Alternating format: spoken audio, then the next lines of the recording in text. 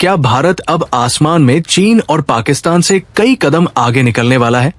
कल्पना कीजिए, भारतीय Su-30 M क्या फाइटर जेट दुश्मन के अवैक्स या टैंकर विमान को 400 किलोमीटर दूर से ही निशाना बना सकता है, वो भी बिना अपनी स्थिति उजागर किए। भारतीय वायुसेना ने अब करीब 300 बेहद खतरनाक रूसी और 37 M मिसाइलें खरीदने को मंजूरी दे दी है। ये मिसाइलें पाकिस्तान और चीन की पूरी एयर स्ट्रेटेजी को बदल सकती है। तो आखिर R-37 M कितनी खतरनाक है? एस्त्रा Mk-2 और गंदीवा मिसाइलें इसमें क्या भूमिका निभाएंगी? और क्या भारत अब एशिया की सबसे शक्तिशाली एयर टू एयर मिसाइल क्षमता हासिल करने जा रहा है? जानिए इस वीडियो में। भारतीय वायुसेना ने लगभग $1.2 बिलियन की एक बड़ी डील को मंजूरी दी है, जिसके तहत करीब 300 रूसी R-37 M very long range air to air missiles खरीदी जाएंगी। नाटो में A-13 के नाम से जानी जाने वाली ये मिसाइल दुनिया की सबसे लंबी दूरी की एयर टू एयर मिसाइलों में से एक है। R-37 M की सबसे बड़ी खासियत इसकी 300 से 400 किलोमीटर तक की मारक क्षमता है।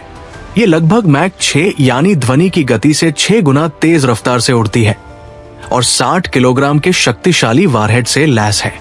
इन मिसाइलों को भारतीय Su-30 MKI लड़ाकू विमानों पर तैनात किया जाएगा।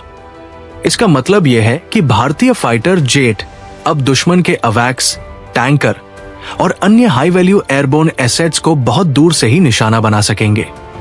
ऑपरेशन सिंदूर और गलवान जैसी घटनाओं ने यह साबित किया कि आधुनिक युद्ध में लंबी दूरी की मारक क्षमता और नेटवर्क आधारित युद्ध प्रणाली कितनी महत्वपूर्ण हो चुकी है। इसी को ध्यान में रखते हुए भारत अपने Su-30 MKI बेड़े को सुपर सुखोई अपग्रेड के तहत और भी घातक बना रहा है।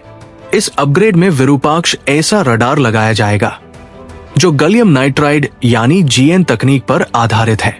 करीब 2400 ट्रांसमिटरसिव मॉड्यूल से लैस ये रडार 400 किलोमीटर तक लक्ष्य खोज सकता है, जबकि स्टेल्थ विमानों को भी 200 किलोमीटर से ज्यादा दूरी पर ट्रैक करने में सक्षम बताया जा रहा है।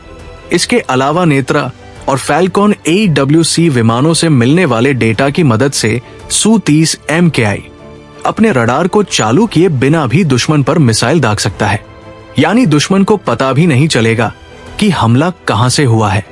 लेकिन भारत सिर्फ विदेशी मिसाइलों पर निर्भर नहीं रहना चाहता। देश का स्वदेशी एस्त्रा कार्यक्रम भी तेजी से आगे बढ़ रहा है। एस्त्रा Mk-2 मिसाइल 2026 से 27 तक सेवा में आने की उम्मीद है। इसकी मारक क्षमता 160 से 240 किलोमीटर तक होगी और ये मैक 4.5 की गति से उड़ सकेगी।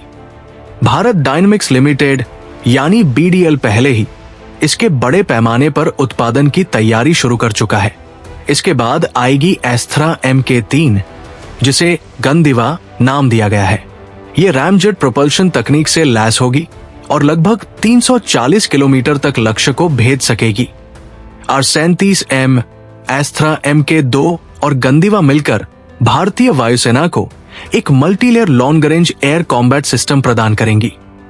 दूसरी तरफ पाकिस्तान अपनी J-10C फाइटर जेट्स को चीनी PL-15E मिसाइलों से लैस कर रहा है, जिनकी अनुमानित रेंज लगभग 145 किलोमीटर है। वहीं चीन के J-35 स्टेल्थ फाइटर भी आने वाले वर्षों में क्षेत्रीय संतुलन को प्रभावित कर सकते हैं। ऐसे में भारत का ये कदम केवल एक खरीदारी नहीं, बल्कि आने वाले दशक की हवाई शक्ति को ध्यान में रखकर बनाई गई रणनीति का हिस्सा माना जा रहा है। गैलियम नाइट्राइड तकनीक, आधुनिक एसा रडार, नेटवर्क सेंट्रिक युद्ध क्षमता और लंबी दूरी की मिसाइलों के साथ भारतीय वायुसेना भविष्य के युद्ध क्षेत्र के लिए खुद को तैयार कर रही है। तो क्या आपको लगता है कि R-37 M, एस्त्रा Mk-2 और गंदीवा का ये कॉम्बिनेशन भारतीय वायुसेना को चीन और पाकिस्तान पर निर्णायक बढ़त दिला सकता है? अपनी राय कमेंट में जरूर बताइए। अगर वीडियो पसंद आया हो तो लाइक करें, चैनल सब्सक्राइब करें और बेल आइकन दबाना न भूलें। जय हिंद।